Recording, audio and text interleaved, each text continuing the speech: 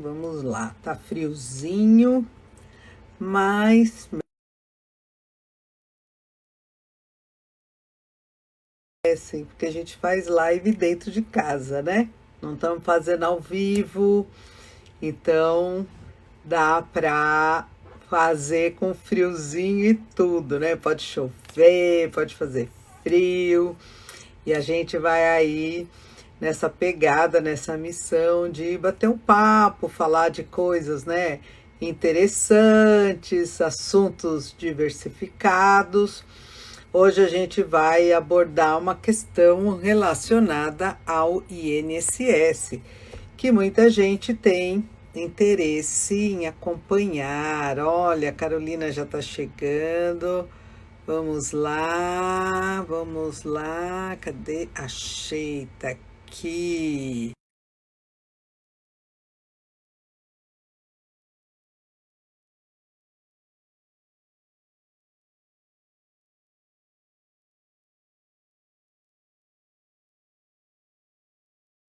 A convidei para participar e já já a gente começa esse bate-papo. Porque esse INSS, né, tem assim várias nuances, muitos detalhes, muitas questões. Ah, chegou! Tudo bom? Olá, boa noite, tudo bem? Tudo jóia. Estava aqui conversando com o pessoal, falando, né, que esse INSS tem uns detalhes, tem umas nuances, umas questões aí que arrancam os nossos cabelos, né? Aqueles que não arrancam, eles pulam de desespero, porque a gente queima aí a cuca com essa relação INSS. Cada hora é uma novidade, cada hora é uma coisa. Então, eu falei assim: bom, melhor que isso, chamar uma especialista para tratar do assunto, para bater um papo com a gente aqui, que é a doutora Carolina Salchuk, né, Carol? Tudo bem? Boa noite, tudo bem? Prazer estar aqui com vocês. Obrigada, Nancy, pelo convite. O INSS realmente deixa a gente de cabelos brancos aqui. Mas, assim, né, numa quinta-feira, a gente trouxe um tema. Eu estava muito otimista no começo da semana, mas infelizmente não estou mais tão otimista. Triste, mas é a nossa realidade, né? Quando a É, gente fala de mas Supremo, nem tudo está perdido, né? Vai finalizar sim, amanhã. Vamos manter um pouquinho a esperança, né? sim, a esperança é a última que morre, né? Como a gente vem diz. A É esperança é a última verdade. que morre. Você falou que no início da semana estava animada porque a votação estava boa, né, Carol? Assim, tinha um voto Sim. legal, favorável, estava bem bacana. E agora a coisa meio que está ali no corpo a corpo, não é isso? Explica aí um pouquinho para a gente. Nós vamos falar sobre a tal da revisão da vida toda. Então, o que é isso? Revisão da vida toda. Vamos lá, Nancy. Antes, né, de falar que, né, a gente tem que manter o otimismo sempre, até o último momento, né? A revisão da vida toda, e esse momento é amanhã, né? Assim a gente espera. É, que seja de otimismo, né? Aí você é É. obrigada a comemorar numa sexta-feira, beber um Oh! champanhe, nós, né? Então, assim, a revisão da vida toda, para explicar de forma simples, ela é uma revisão que ela veio trazer algumas questões de igualdade. Por quê? Porque a gente tem, né, antes da reforma previdenciária, obviamente, foi em 2019, a gente tinha o cálculo sendo feito a partir de julho de 94 até os dias atuais, até o dia que a pessoa se aposentasse. Então, todos esses salários de contribuição, eles eram incluídos no cálculo da aposentadoria. E qual a discussão? Né? Que em 99 a gente teve uma alteração da lei, e foi quando foi mudada essa fórmula de cálculo, contando de julho de 94 para cá, quando entrou o Plano Real, Tá. né? Só que muitas pessoas foram prejudicadas com essa fórmula de cálculo, já que, em muitos casos, a pessoa começou a carreira com salários mais altos, né? Isso acontecia muito antigamente por conta da situação dos bancários, por exemplo, né? Muita gente era bancário, do Banespa, de outros grandes bancos, então tinham cargos altos, valores bons de recebíveis, né, de salário de contribuição, e ao longo da carreira, por uma questão do mercado, né, atualmente a gente vê isso também, o mercado vai ficando mais difícil, a pessoa mais velha vai sendo excluída do mercado, e aí muitas vezes se sujeita a trabalhar com salários menores, ou vira autônomo, empresário, e acaba não pagando valores relevantes para o INSS.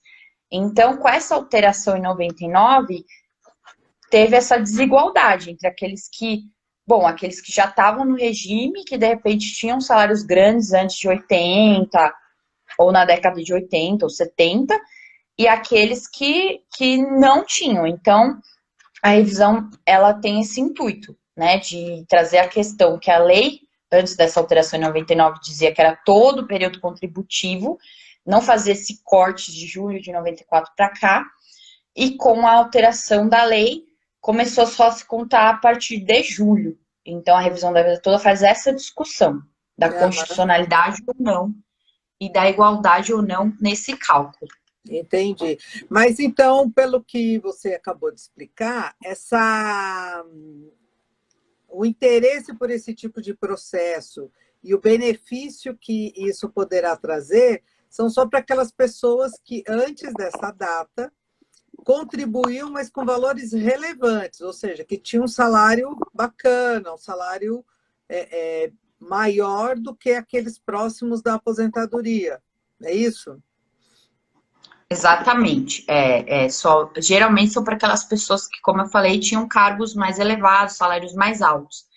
E também teve uma questão, né? A lei também foi alterada para tirar uma certa questão que tinha até então, com relação a anterior a isso, a gente levava em consideração os 36 últimos salários. Então, a gente tinha aquela questão da pessoa, antes de se aposentar, ela começar a pagar no teto para se aposentar com teto.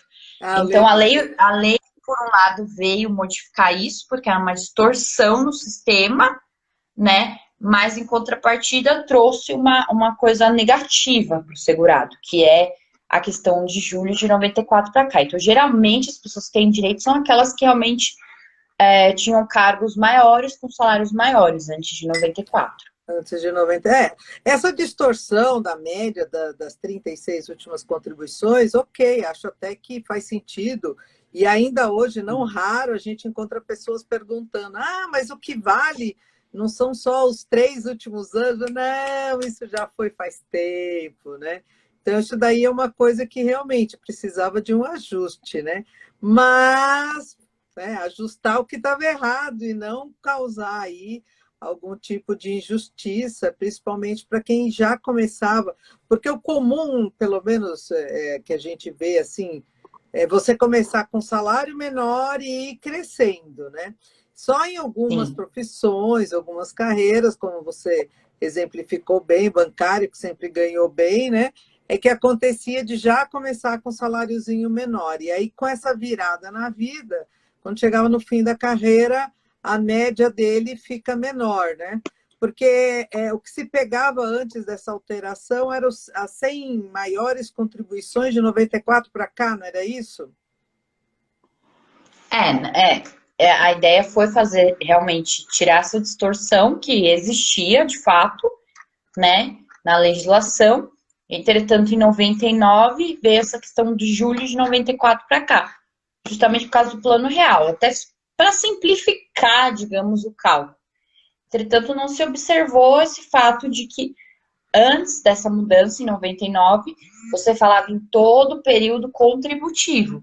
Então, todo período contributivo é todo período contributivo. Até por isso que a revisão leva esse nome de revisão da vida toda, né? Então, você leva em consideração toda a vida contributiva daquela pessoa, né? Então, o nome dela tem a ver com o que ela prega, né? Que essa revisão prega, que seria desde quando eu comecei a trabalhar, independente de 94 ou não.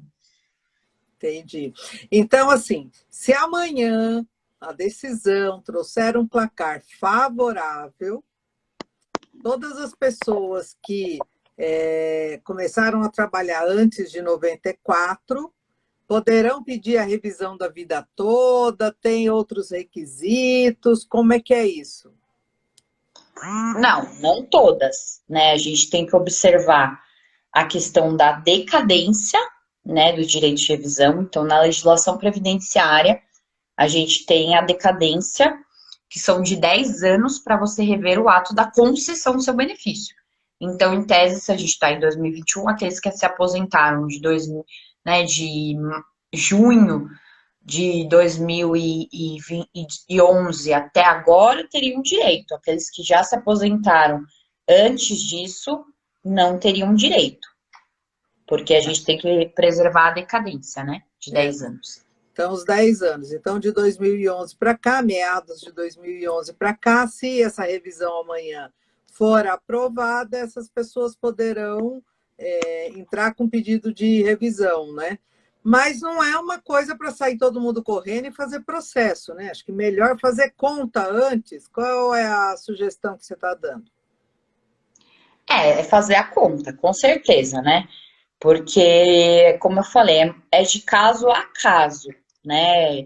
Tem casos que a gente vê que realmente há esse aumento, e tem casos que o aumento é bem significativo, de fato, e tem casos que não. Que se a pessoa, por exemplo, já tive clientes que eu atendi que recebiam um salário mínimo, ou eu tive um caso específico que o segurado era trabalhador rural. No trabalhador rural, a gente já pressupõe que é um salário mínimo, porque não tinha contribuição naquela época. Entendi. Então, geralmente não vai dar impacto, mas tem casos que efetivamente o impacto é muito grande, muito grande. Mas não é o caso de sair correndo, né? É o caso de você fazer os cálculos antes, procurar um especialista para fazer os cálculos antes, verificar se o seu caso se enquadra ou não na revisão da vida toda. Olha, a Denise está perguntando aqui, pode pagar retroativo? Eu acho que ela está perguntando naqueles buracos que a pessoa não tem contribuição, se pode pagar retroativo. Vai fugir um pouquinho desse negócio da revisão da vida toda, mas é uma pergunta. Na verdade, desculpa, Nancy, eu entendi que ela quer saber se vai pagar atrasados, né? Atrasados? Pode ser também. No meu entendimento não, né? No entendimento é que você pode cobrar os últimos 5 anos, que aí é a prescrição, né? Que a gente chama. A decadência é o direito de você entrar com a ação, e a prescrição são as parcelas que prescreveram, que você deixou de ter direito por passado aquele tempo. Então, em tese, quando a gente entra com a revisão da vida toda, a gente cobra os últimos 5 anos. Agora, se ela está falando de retroativo, né? Talvez se ela puder especificar melhor a pergunta, de retroativo, aí a gente realmente entraria numa outra questão que foge um pouco ao tema, mas que seria se a pessoa pode pagar retroativo para entrar na revisão, mas aí teria que ver. Ela falou, ó, tempo sem pagar. Tempo sem pagar. Tá, retroativo. No INSS, a questão do retroativo, especificamente, de você pagar atrasado, ela existe. Sempre existiu. Entretanto, você tem que ter alguns requisitos, né? Você não pode pagar uma coisa que você deixou de pagar por mera liberalidade. Você vai ter que comprovar que você lá atrás exercia alguma função, ou era empresário, ou era autônomo, e não recolheu na data apropriada, né? Porque essas pessoas, elas são seguradas obrigatórias. Então, como seguradas obrigatórias, elas deveriam ter pago e não pagaram. E aí sim, você se enquadrando nessa condição de que deixou de contribuir, né? Como a Denise está falando, e que você deveria ter contribuído, você pode sim provar que você deveria ter contribuído e indenizar o INSS. Agora, se você é um contribuinte facultativo, aí não. Aí você não pode pagar atrasado. Você só pode pagar, no máximo, a legislação dá hoje 6 meses para você pagar atrasados, como facultativo. Se não, você não pode pagar atrasado. Só nessas situações onde eu falei, que você era empresário ou era autônomo, tem como comprovar esse vínculo através de documentos. Aí você pode fazer uma situação de pagar os atrasados, sim. para de repente se enquadrar nessa revisão ou em outras.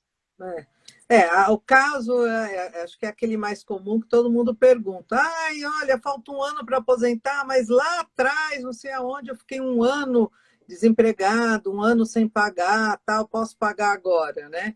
Então é isso, você não pode sair pagando, você tem que provar que você realmente trabalhou, que prestou serviço e preencher todos os requisitos, né?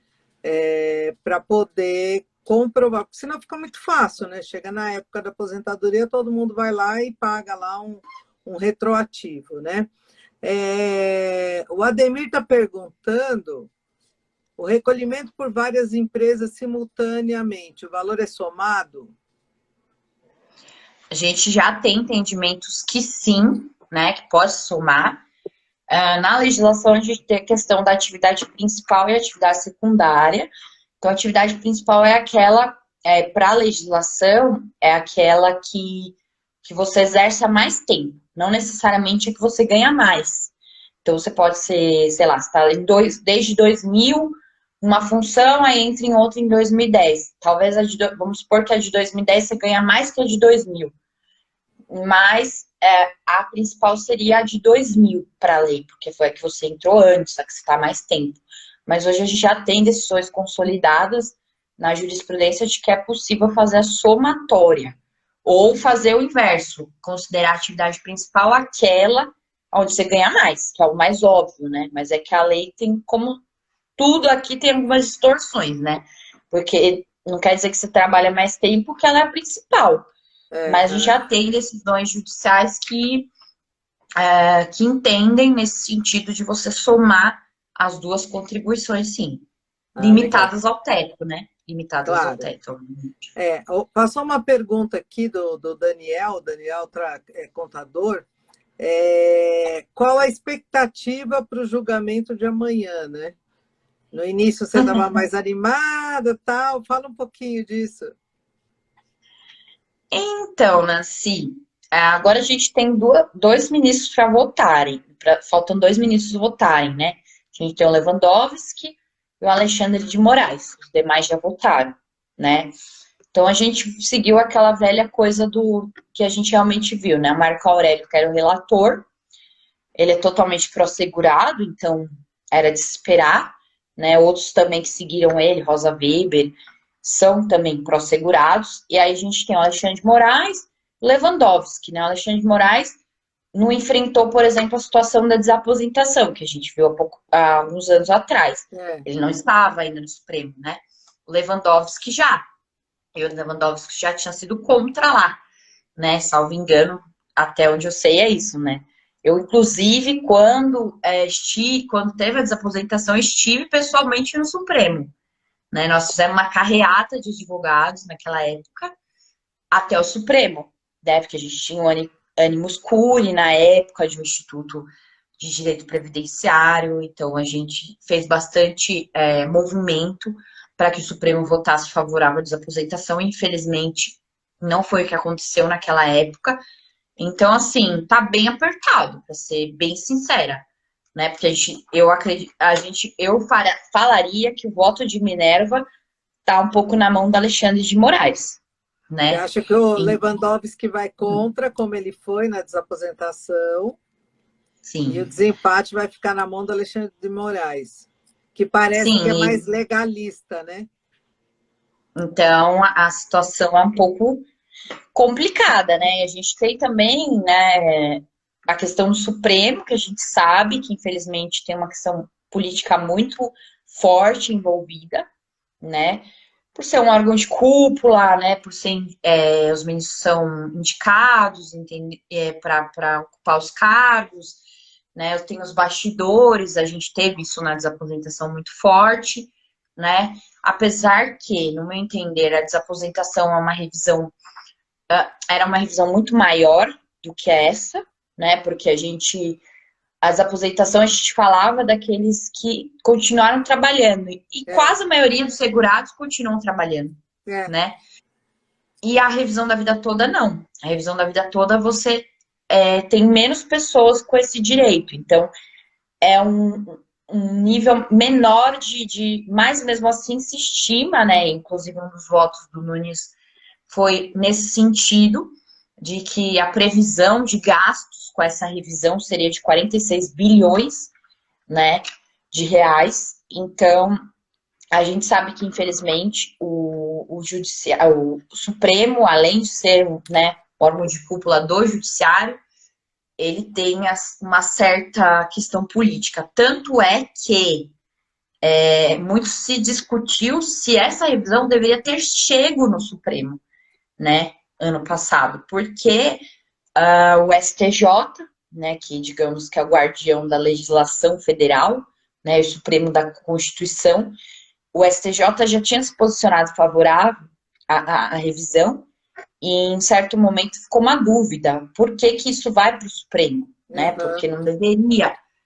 Mas aí vem a questão da política, mudaram uma norma lá, e aí teve que ir para o Supremo, enfim, tem sempre alguma coisa nesse interim, acabou subindo para o Supremo, né? No começo, quando, né, pegou a relatoria Marco Aurélio, a gente estava muito convicto de que provavelmente essa revisão ia dar certo. Eu acho que seria até motivante para o momento que a gente vive, né? Que isso acontecesse, porque eu acho que a gente precisa disso.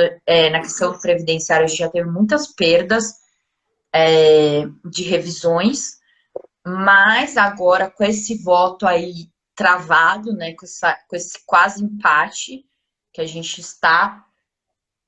tem duas posições, né? O Alexandre de Moraes dando voto de Minerva ou pedindo vistas. Pode ser que algum deles peça vista e suspenda. Eu ia perguntar exatamente isso. Com a experiência que a gente teve agora recente daquelas ações da correção do Fundo de Garantia, né? Que nos 45 do segundo tempo o julgamento foi adiado, aquela coisa toda. Você vê essa possibilidade com relação à revisão da vida toda também? É difícil, hein? Você tá me dando um papel difícil aqui. Porque é muito difícil, né? A gente dar uma opinião quando se trata de um assunto, né? De um órgão de cúpula. Quem sou eu para falar? Mas pode ser, sim. Pode ser que eles façam isso para postergar o julgamento pelo que eu falei, né? A situação é muito. A gente não vive uma situação positiva no país, né? Em termos de governo, enfim. E aí, né, em termos de pandemia, então pode ser que eles posterguem para o momento mais propício, né? Para não Pra, desanimar tanto o pobre do é, brasileiro, né? exatamente, porque a gente fica numa situação muito complicada, né? Como Aham. advogado, né? Então os cases estão todos numa expectativa muito grande. Quando houve a desaposentação, a negativa desaposentação, a gente teve um choque muito grande, a gente acreditava na tese, né? E aí isso tudo acaba fazendo a gente desacreditar um pouco, né? Cai, como diz o Francisco, perdeu a esperança, Perdeu a né? esperança, é verdade. E até deixa eu aproveitar e falar um oi pro meu cliente, o Daniel, que tá aqui. Eu vi ele aí, ele já me deu dois boa noite, eu não respondi, mas eu tô vendo ele aí, um grande cliente meu, colega. Então, assim, é difícil a gente falar, né, Nancy? Quem somos nós, réis mortais, né, para falar do Supremo? Mas eu acho que Ai, houve. Deus. Não sei, não sei. Eu tava muito convicta, mas com esse empate eu tô Eu bem fico muito dividida também. preocupada porque é sempre aquela questão, né? O impacto nas contas da Previdência, o impacto nas contas do governo, né? Mas e o impacto na conta do contribuinte que foi lá, que pagou, que esperava mais retorno adequado, fica para lá, entendeu? Isso daí realmente é desalentador. Eu até tenho pensado duas vezes em pegar esses processos aí que dependem dessas questões mais políticas, né? Porque você acaba chovendo no molhado, né? Nada, nada, nada e morre na beira da praia, né? É triste, porque a gente vê, né, aquilo que eu estava falando, a gente vê a situação onde a gente tem a legislação, as teses, uma coisa que é construída, não é construída da noite por dia, né, uma tese revisional. A gente vê também, né, o que atua na área previdenciária, não sei como que é para a Nancy, mas na minha área, especificamente, a gente vê, assim, quando entra com recurso, nós, segurados pelo segurado, entra com recurso, o quanto é difícil para você subir o recurso para o Supremo, para o STJ, você tem que entrar com vários agravos até que aquilo suba e ficar anos lá. E quando é o INSS, a situação é totalmente oposta, né? Então Verdade. entra, consegue, sobe rapidamente e você fala, nossa, é indignante. Então, realmente entra nessa questão do descrédito, que é porque a gente precisa. Ah, já existem cursos, né? Assim, com o título Como Fazer o Seu Recurso Subir, porque assim, recurso nenhum sobe. E quando sobe, que chega lá no STJ, vem uma decisãozinha, olha, faltou aqui a azeitoninha da empada, então a gente não pode jogar o seu recurso. Ele chegou aqui, mas volta, porque tem aquela azeitoninha que faltou. Tem sempre um senão, tem sempre um problema para não julgar o recurso. É desalentador quando você depende. Às vezes a população fica empolgada. Não, doutora, mas meu caso pode ir para Brasília? Pode. Ele pode ir. Se ele chegar lá, já é um Uhum. sucesso, né? Agora, garantir que chegando lá ele vai ser julgado, não tem, porque tem sempre uma vírgula para impedir essa questão, né? Sim, sim. É meio desalentador mesmo, como você falou. Mas claro que assim, como advogados que somos, nosso papel é esse, né? Nós temos que brigar, temos que nos unir. Então, geralmente nessas revisões a gente tem muitos institutos da área que vêm, defendem. Eu posso falar, por exemplo, essa semana a gente teve uma decisão muito bacana também, né, sobre na área previdenciária do menor sob guarda. Então, foi algo, uma conquista, É né, que verdade. foi com muito suor de vários institutos, que são a maioria compostos por advogados da área que militam. Então, ressaltando aqui, inclusive, a importância dos advogados, né, Ah, nessa luta sim. e que somos nós o nosso cliente, né? Nós somos o primeiro juiz da causa. Então, Oh, somos nós que pegamos ali e abraçamos a ideia. É óbvio que, como tudo na vida, ou como tudo na parte judiciária, como tudo na vida, na nossa vida também, tem horas que nós ganhamos, tem horas que nós perdemos, né? Então, temos que ter isso em mente. Nem tudo a gente entra para ganhar, né? é, Mas é. é óbvio que nós tentamos, né?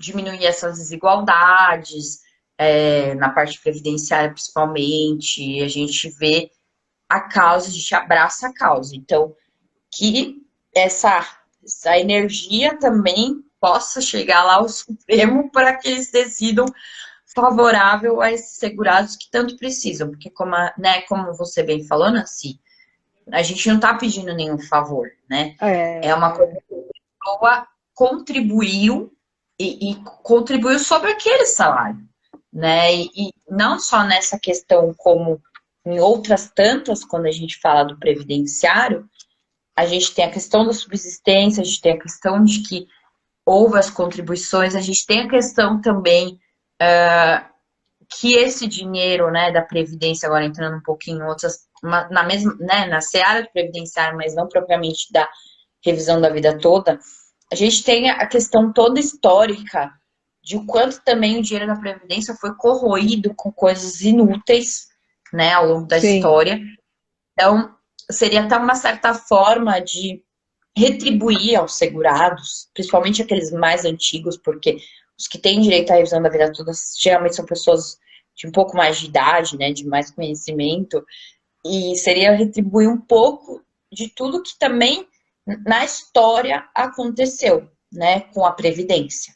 Então, no meu entender, eu ainda tenho um certo otimismo meio que guardado de que o Supremo vai pensar nisso e vai falar, sabe, vai ter a consciência de falar, não, olha, não são tantas pessoas como eram na desaposentação, e a desaposentação era uma tese muito mais difícil, Abrangente, é. mais abrangente. E pôr um pouco dessa consciência e falar, não, vamos dar essa vitória. Então, eu espero que isso aconteça até para poder estourar minha champanhe amanhã também, né? E contemplar os meus clientes que merecem isso também, né? É isso aí, é o que eu digo sempre, o advogado nos compete pedir, ir atrás, fazer os requerimentos, fazer os recursos, lutar até a última instância, né, pelos direitos dos nossos clientes. Claro que quando começa a acontecer essas viradas, a gente também desanima um pouco, mas ainda ficamos lá firmes até o último voto, até o último momento, né?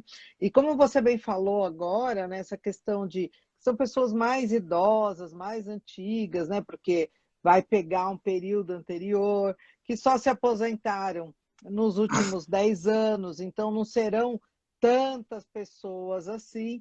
Mas, por outro lado, são pessoas que estão mais necessitadas. Por quê? Porque a sua aposentadoria já foi muito corroída. E muitas vezes é o momento que ele mais precisa, até para tratamento de saúde, para remédios mais caros, essa coisa toda. Então, seria uma justiça social de relevante importância, né? E muito se fala do quanto vai se gastar, né? Mas não se fala do quanto o INSS economizou, né? Porque como você bem pontuou, né, Nancy? Eles vão pagar os últimos 5 anos e todos os outros anos que ficaram para trás, né? Que eles economizaram, tirando de fato um direito dos trabalhadores, né? Dos segurados, de ter essa aposentadoria. Então, eu acho que seria uma compensação pela grande situação aí que já aconteceu, e geralmente realmente são pessoas mais de idade que necessitam do dinheiro, né? A gente vê muitos clientes que geralmente são realmente mais de idade. E eu acho que assim, é uma questão do crédito também, né? Não sei, a gente precisa falar do crédito na Previdência, né? Com todas essas. O Supremo não vê o impacto que também isso dá. Quando você deixa de dar uma revisão, você também está dando uma mensagem para o brasileiro de, olha, a Previdência não vale a pena. Né? Isso é muito comum de ouvir, não é verdade? Sim. E aí você está dando aquela situação onde o segurado vai pensar, pô, se eu não puder pagar, a não ser aqueles que são segurados obrigatórios, ou, por exemplo, empregados que são obrigados a pagar, não tem alternativa, você dá um descrédito ao ponto da população começar a pensar, eu vou pagar a Previdência? Para que eu vou pagar? Olha só, quando acontece isso, o prêmio dá contra. Quando não sei o que, não sei o que lá, é muito mais. Então, fica essa situação, porque o desconhecimento da área já é muito grande, né? É verdade. E aí, como você se falou aqui, por exemplo, as pessoas ainda acham que o cálculo é feito daquela fórmula antiga por desconhecimento, né? Por dificuldade da matéria, né?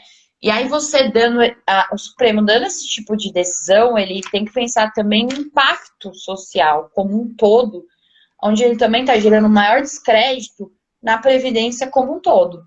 Porque aqueles que puderem se esquivar de alguma forma de pagar a Previdência, vão acabar fazendo. Vão falar, eu não vou pagar porque eu não tenho contrapartida. Eu pago sobre 6 e ganho 2, né? É o que a gente sabe que, na verdade, não é em regra, né? Obviamente, que eu visto a camisa, porque é minha área, obviamente. Então, eu sempre vou defender a Previdência. Mas, assim, mesmo, né? Independente disso, né? De ser um pouco parcial, mas a realidade é que, de fato, a Previdência social ainda traz muitos benefícios que a gente não vê em outras previdências privadas. As pessoas, por falta de conhecimento E esses tipos de decisões têm um descrédito sobre a Previdência, né? Falam, Vai não desmerecendo. não vou pagar, não vale a É, pena, infelizmente. Então, eu acho que falta essa pontuação, né? De ter uma situação. E por um lado, também, né, nesse mesmo caminho, a gente tem uma questão muito, assim, pungente, porque o previdenciário ele sempre foi relegado um pouco ao segundo plano, né? Na questão de matéria, de direito, de N coisas. Então, a gente não tem nenhum ministro especializado na matéria, o que também traz uma também certa interfere. É, Exatamente. Então, a gente tem lá Alexandre de Moraes, que é constitucionalista. Tudo bem que a gente está falando de um órgão constitucional, mas falta, isso não é só lá, mas a gente vê isso em outras esferas, falta um pouco de conhecimento, né? Quem sou eu para falar, mas falta especialidade, né? de Especialidade. especialidade para falar da matéria, né? Então, assim, Uhum. isso é bem preocupante, mas vamos seguir até o final e se também não der certo, a gente vai continuar brigando, vai surgir novas revisões e assim segue o barco aí na nossa luta aí pelos direitos sociais, né? Que a área É, previdenciária é isso. é direito social, né? E é tentar melhorar a qualidade de vida, né, do brasileiro, do contribuinte, estimular que se continue contribuindo para a Previdência, né? Mas não raro, nessa linha do que você está falando, a gente recebe clientes ou filhos de clientes que falam assim, nossa, meu pai sempre pagou tanto a vida toda e agora, olha, aposentou com tão pouco, né? Então, você percebe essa indignação nas pessoas, esse senso, né? Ou então, quando eu me aposentei, eu ganhava 5 salários mínimos, agora, X anos depois, eu estou ganhando só 3, o que, que aconteceu, entendeu? Então, esses desequilíbrios, esses desajustes vão desestimulando, bem nessa linha do que você falou, de deixar o brasileiro com aquele sentimento, se eu pudesse não pagar, eu não pagaria. Sim, essa questão que você falou do salário mínimo é interessante também a gente abordar um pouquinho aqui. Eu sei que só foge um pouco ao tema, mas como a gente está num certo momento onde a gente também não tem nenhuma certeza para dar, infelizmente, é interessante a gente falar também de temas correlatos, como né, foi perguntado aqui, das atividades concomitantes ou outras situações de retroativo, essa questão do salário mínimo, né? Que a gente ouve muito isso. Mas nossa, eu aposentei, eu recebia 10 salários mínimos. Agora eu É, recebo 5. Então, é. que eu sempre explico para os clientes, para as pessoas, né?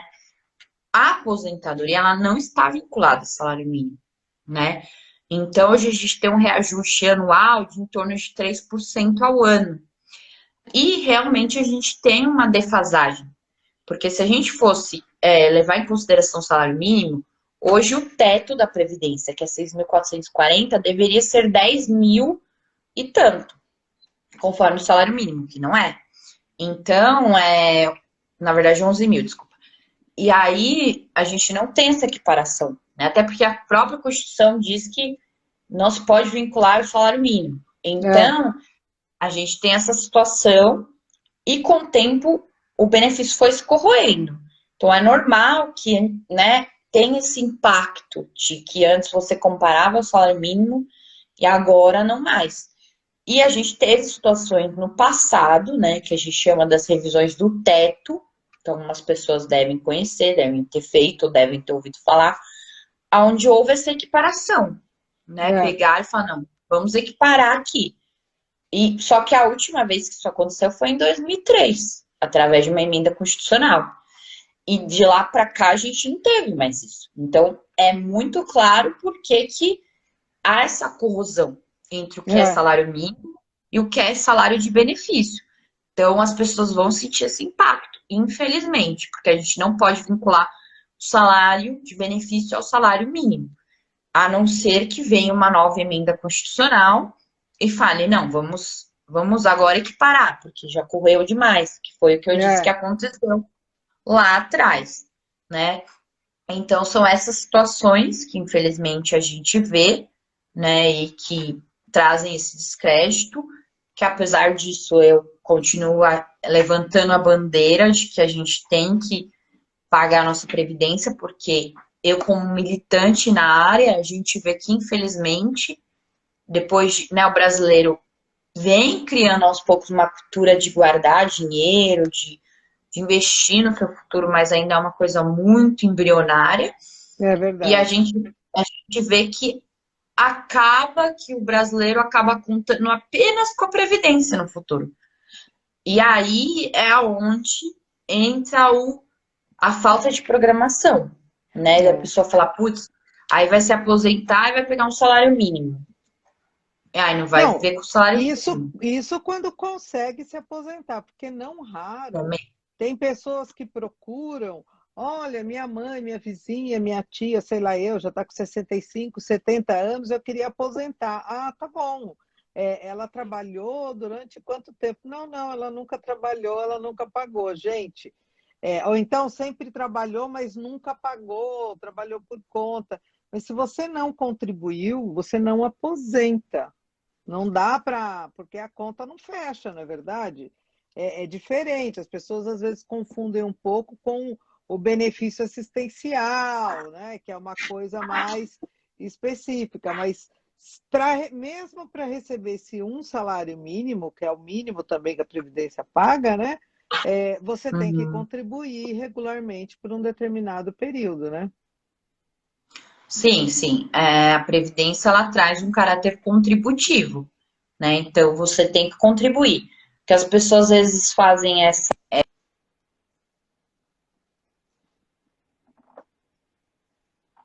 Deu uma travadinha aqui para mim, eu não sei se para vocês também travou. Carol está congelada aqui. Acho que o sinal não está ajudando muito. Oi, vamos ver como é que fica. Será que volta? Essas coisas de internet. Ah, a Daniela entrou.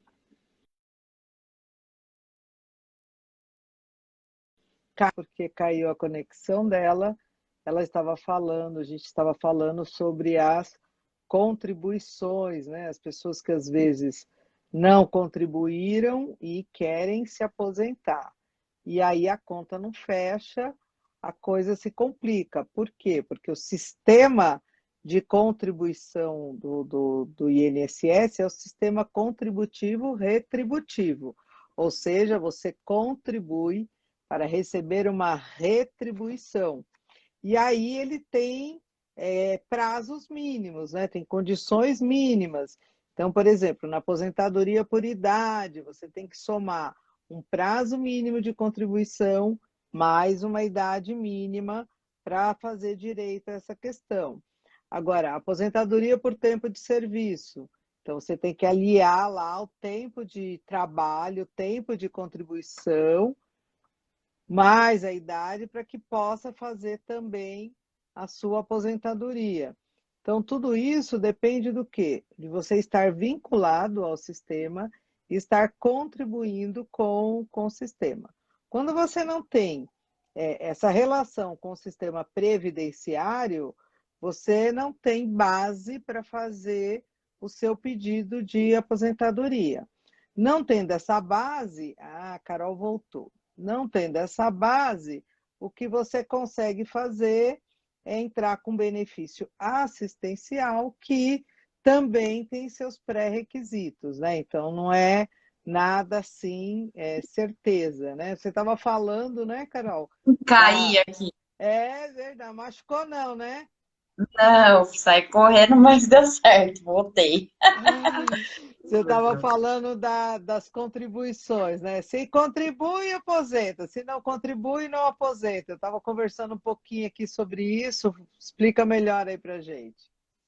A gente tem que ver, tem que pensar que a Previdência tem caráter contributivo, né? Então, como contributivo, ele exige uma contribuição mínima, né? O que a pessoa confunde muito, né, Nancy, é que hoje por exemplo, o benefício do LOAS, que a gente chama, né? Amparo ao idoso, amparo ao deficiente, ele é um benefício governamental, mas ele é administrado pelo INSS, mas não quer dizer que ele é do INSS. É, Hoje quem administra é o INSS, mas ele não é. Então, se você, por exemplo, com 65 anos eu vou me aposentar. Não, você não vai se aposentar. Você vai receber um benefício de um salário mínimo, né, chamado de amparo ao idoso, né, a gente chama de LOAS também, né, conhecido como LOAS, mas ele é da Lei Orgânica da Assistência Social, né? Então ele está vinculado à assistência social, ele só é administrado pelo INSS. é. Então tem essa confusão e a gente tem que ter atenção, porque o LOAS, ele hoje só tem direito em determinadas situações. Não é qualquer pessoa com 65 anos tem direito ao amparo idoso. Você É. tem alguns pré-requisitos. E cada vez mais o INSS está mais criterioso, o INSS, né, que é quem administra e faz Tá toda essa parte, rigoroso. está muito rigoroso. Então vai apurar sua vida, tem situações que manda assistente social na sua casa, para ver se você realmente tem a situação necessária para o requisito do benefício.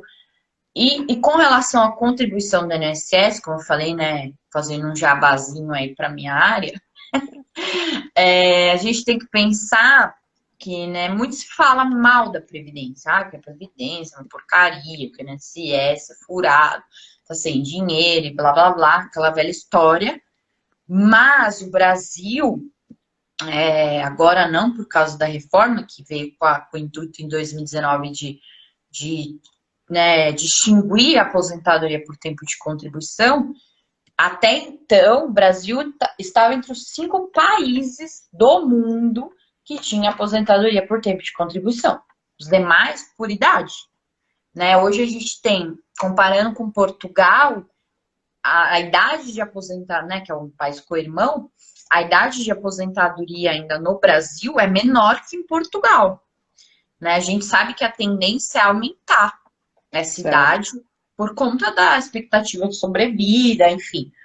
Mas a gente critica muitas vezes sem saber a Sem realidade, comparar, né?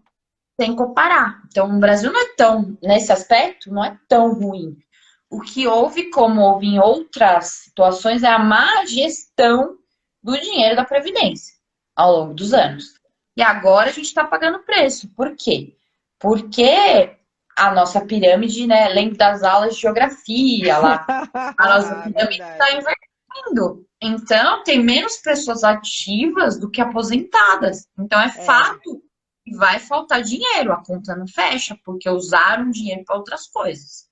Aos poucos a gente está deixando de ser um país jovem. Quando você é um país jovem, você tem muita gente trabalhando e contribuindo e pouca gente recebendo. Aí, o que que acontece? O número de filhos nas famílias estão diminuindo. E aí você vai complicando essa matemática, porque você vai ter menos gente trabalhando, menos gente contribuindo e mais gente aposentando. Aí é onde tem essas questões da conta que não fecha. Só voltando um pouquinho na questão do LOAS, que eu acho legal explicar para o pessoal, é assim, gente, contribuição é benefício previdenciário, né, Carol? É a aposentadoria nas suas diversas variedades, o auxílio doença, né? A reabilitação, auxílio maternidade, você está lá no previdenciário. O LOAS, onde a pessoa nunca pagou, ou pagou por um período pequenininho, alguma coisa assim, ele é um benefício assistencial. Pode fazer um comparativo com Bolsa Família, Bolsa isso, Bolsa aquilo? Cabe essa comparação? Porque o Sim, governo pode te dar e tirar a qualquer momento, né? Não é para a vida toda. exatamente. É um benefício assistencial, né? Diferente da aposentadoria, onde você pagou, você teve você É um cumpriu as direito. condições, é um direito, né? Direito líquido e certo, ou LOAS, não. Se você passar daqui 1 ano, 2 anos a ter uma renda, ou alguém da sua família ter uma renda, o INSS pode o governo pode retirar. Tanto é que hoje, né, já de uns anos para cá, para você dar entrada no LOAS, o INSS tem solicitado o CAD único, que é o cadastro único, porque ele vai pegar as informações que você vai fornecer as informações do governo. Antigamente não se fazia isso. Você ia lá, solicitava, ok. Era bem superficial a avaliação. Agora já pelo menos de uns 5 anos para cá, eles são muito criteriosos. E mais que isso, a gente tem que deixar claro que se a pessoa receber sem direito, ela corre o risco de ter que devolver. E aí é uma baita dor de cabeça. Eu conheço gente que está tendo que devolver mais de 100 mil reais por ter recebido indevidamente um benefício assistencial.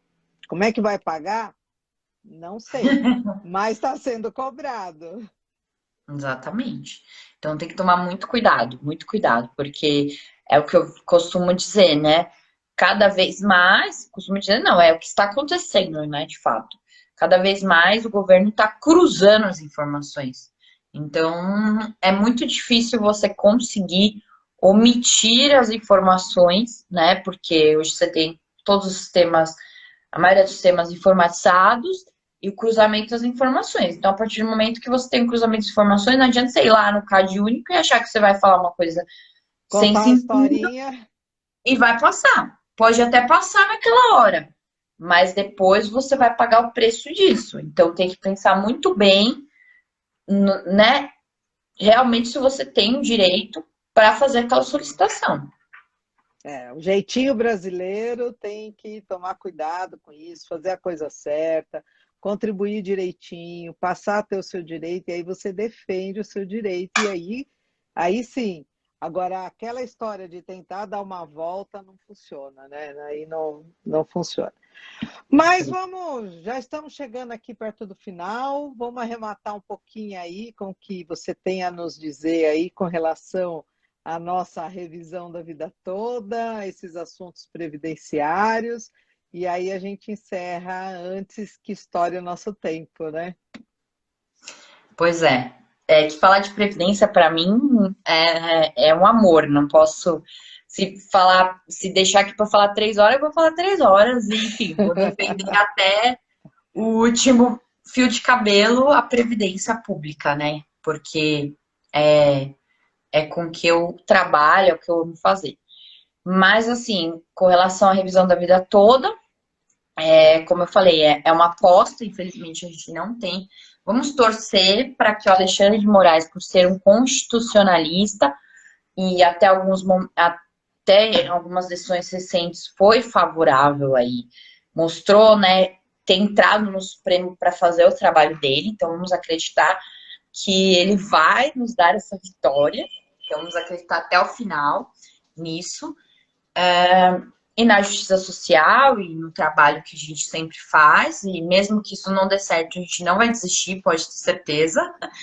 E com relação à Previdência, eu acredito que volto a frisar a importância desse instituto que a gente tem, né? Que a gente não pode como brasileiro, porque parece assim que é Previdência, né? Mas quantas pessoas lutaram, então quando a gente fala de direitos sociais, quando a gente fala de direito de trabalho, quando a gente fala de direito previdenciário, a gente tem que pensar até onde a gente chegou e por que a gente chegou, né? Nisso. Então, eu tô sendo até meio filosófica aqui, mas é real, né? Às vezes a gente tem que pensar no nosso Lembrar da história, né? Lembrar da história, valorizar a nossa história. Exato, para a gente não jogar o chapéu sem pensar que houveram muitas lutas, muitas situações para a gente chegar até aqui. Então, como brasileiros, a gente tem que continuar acreditando nisso, né? E de fato, né, o trabalho no dia a dia, a gente vê muitas situações chatas e tristes, né, com relação à matéria, mas a gente vê muitas vitórias e a gente vê o quanto é enriquecedor e quanto os brasileiros ainda dependem muito da Previdência, né? Então, a gente tem que valorizar isso que a gente tem, tem que lutar porque é um direito, é algo que, né, a gente vê na Europa, quando fizeram reformas, quantos foram para a rua brigar por isso, né? E no Brasil, a gente, na época da desaposentação, na época da reforma da Previdência, Nancy, eu falo porque eu estive lá. A gente fez algumas passeatas na Paulista, inclusive fomos mal vistos, porque lá estávamos parando a Paulista no domingo de dia de lazer para brigar pela Previdência. Porque a gente tem essa velha consciência de que a Previdência não presta. Foi algo que nos colocaram na nossa cabeça. E não é bem assim. Então, acho que a gente tem que lutar porque é um direito social que traz muita diferença no dia a dia dos brasileiros. Se a gente não precisa da Previdência, que sorte a gente tem. Mas a maioria precisa. Então, é esse recado que eu deixaria.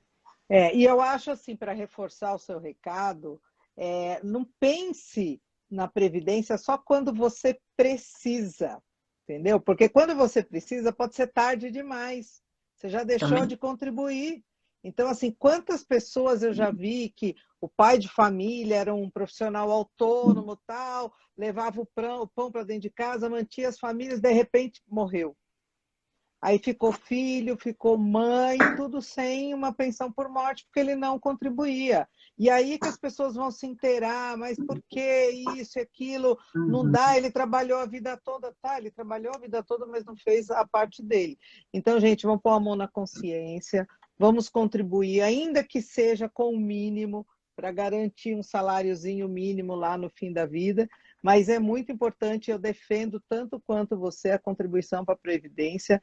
É muito importante. Já sou aposentada, continuo trabalhando, mas tenho lá o retorno do que eu fiz a vida toda. Eu acho que é muito válido e é um conselho que eu assino embaixo para todos, para olharem com carinho para essa nossa Previdência, que pode não ser a melhor do mundo, mas faz a diferença na vida de muita gente e poderá fazer na de cada um de vocês também.